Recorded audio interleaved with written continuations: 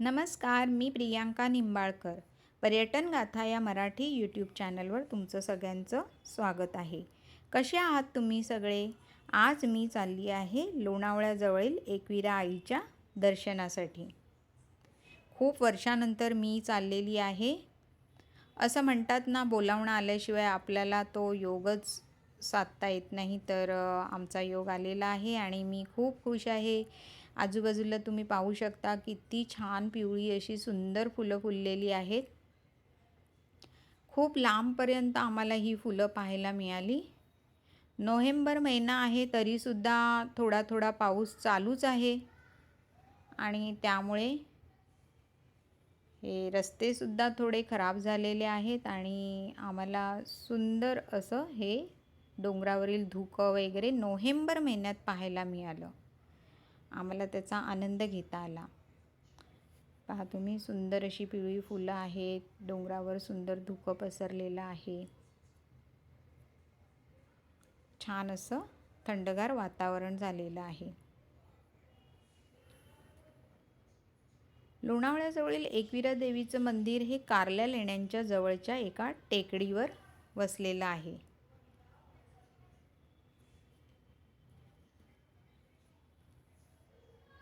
हे पहा, आम्हाला मध्येच रस्त्यामध्ये ह्या मेंढ्या दिसल्या. म्हटलं चला तुम्हाला पण दाखवूया. हे सगळं असं दृश्य आपल्याला आपण असं या ठिकाणी फिरायला येतो तेव्हाच पाहायला मिळतं. आपल्या मुंबईच्या अशा वर्दळीच्या ठिकाणी असं पाहणं तर शक्यच नाही आहे. खूप सुंदर असं स्वच्छंदी वातावरण, हे सगळं पाहून तर खूपच आनंद झाला. नवसाला पावणारी देवी म्हणून एकविरा आईची ख्याती आहे. चैत्र आणि अश्विन या 2 महिन्यात देवीची यात्रा भरते. या दोन्ही यात्रांना कोकणातील कोळी बांधवांसह राज्यातील लाखो भाविक देवीच्या दर्शनाला आणि नवस फेडण्यासाठी येतात. हे पहा, आपण आता प्रवेश करतोय. सरळ रस्ता असा जातो आपल्या एकविरा आईच्या देवळापर्यंत. आपल्याला समोर बसेस दिसत आहेत. भाविक आलेले आहेत. मुंबईपासून 2 तासांच्या अंतरावर हे मंदिर आहे आणि लोणावळा स्टेशन ते एकविरा देवी मंदिर सुमारे 11 ते 12 किलोमीटर आहे. ऑटो, टॅक्सी किंवा बस इथे आपल्याला आणून सोडतात. आजूबाजूला राहण्याची सोय पण आहे. आता हे पहा, आपण गेटमधून आत चाललो आहोत आणि आतमधून आपण सरळ गेल्यावर हे समोरून ज्या गाड्या येत आहेत तिथे पे अँड पार्क आहे. म्हणजे पैसे देऊन आपल्याला पार्किंग करायची आहे गाड्यांची. बघा, समोरून गाडी येत आहे. तिथे मोठं मैदान आहे आणि इथून वरती गेल्यावरती हा रस्ता आपल्या मंदिराजवळ जातो आणि तिथे पार्किंग आहे, पण तिथे आपल्याला पैसे द्यावे लागत नाही. इथे पण रस्ता खूपच खराब झालेला आहे आणि वळणावळणाचा रस्ता आहे. त्यामुळे गाडी जरा सांभाळूनच चालवावी लागते. पूर्वी हा असा रस्ता वगैरे म्हणजे गाड्यांसाठी वगैरे असा नव्हता. त्यामुळे लोक अशी चालतच जायची वरपर्यंत. आता आपण 2 व्हीलर, 4 व्हीलर किंवा ह्या अशा रिक्षाही आपल्याला घेऊन जातात. आपण जाऊ शकतो. तसा रस्ता झालेला आहे. पावसामुळे थोडासा खराब झालेला आहे. आजूबाजूला किती सुंदर दिसतंय पहा, हिरवीगार झाडं, निरभ्र आकाश, खूपच छान.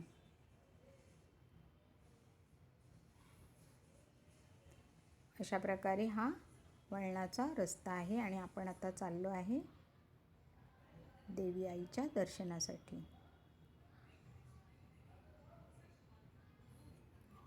खूप वळणदार रस्ता आहे. हे पहा, इथे अशा रिक्षा आपल्याला आणून सोडतात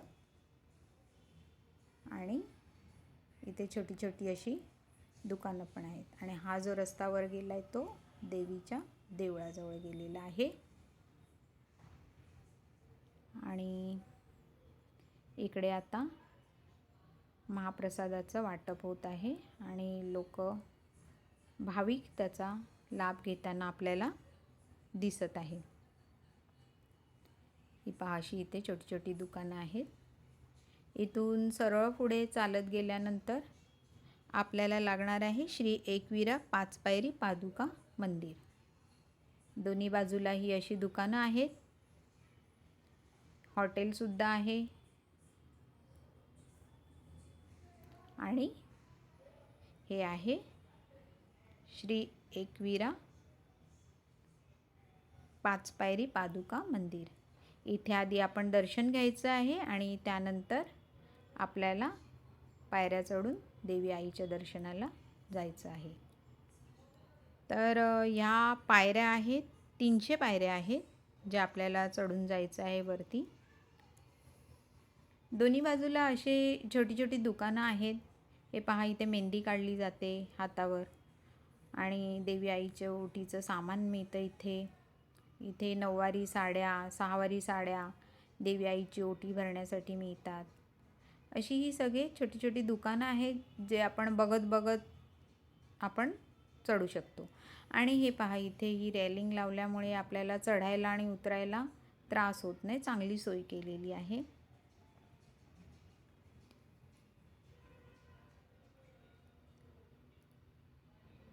ऐतिहासिक पार्श्वभूमी म्हटली तर या मंदिरामागची असं म्हटलं जातं की पांडवांना गुप्त वनवासात असताना एकविरा देवीने मदत केली होती.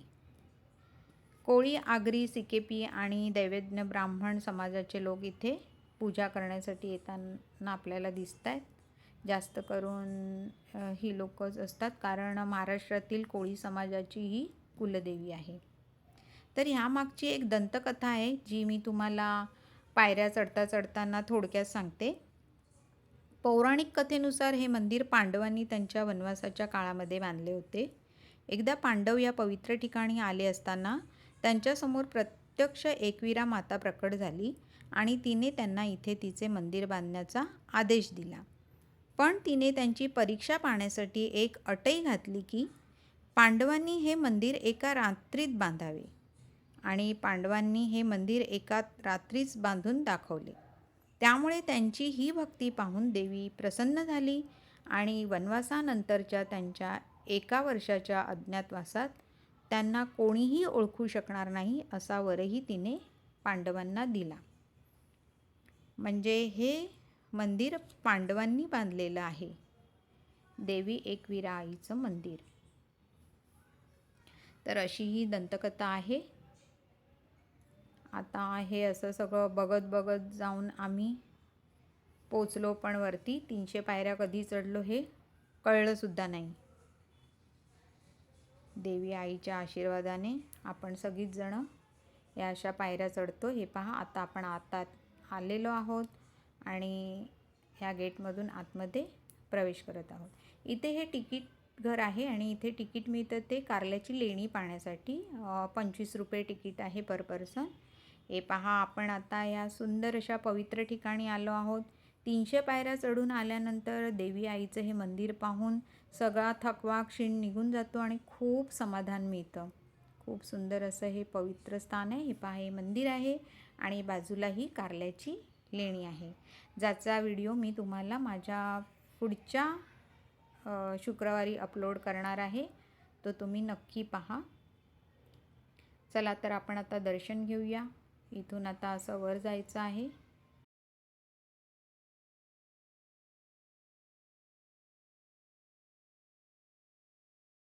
एकविरा आईचा उदो उदो. कसा काय वाटला तुम्हाला माझा हा व्हिडिओ? आवडला असेल तर पर्यटन गाथा या मराठी यूट्यूब चॅनलला सबस्क्राईब करा. त्याचप्रमाणे बेल आयकॉनला क्लिक करायला विसरू नका, त्यामुळे तुम्हाला माझे असेच नवनवीन व्हिडिओ पाहायला मिळतील. आणि पर्यटन गाथा या फेसबुक आणि इंस्टा पेजलाही फॉलो करा. चला तर भेटूया पुढच्या व्हिडिओमध्ये, जे मी तुम्हाला दाखवणार आहे ही कारल्याची लेणी. आणि वरून तर याचा व्ह्यू एवढा सुंदर दिसतो ना, तुम्ही नक्की बघा. चला तर भेटूया पुढच्या व्हिडिओत. धन्यवाद.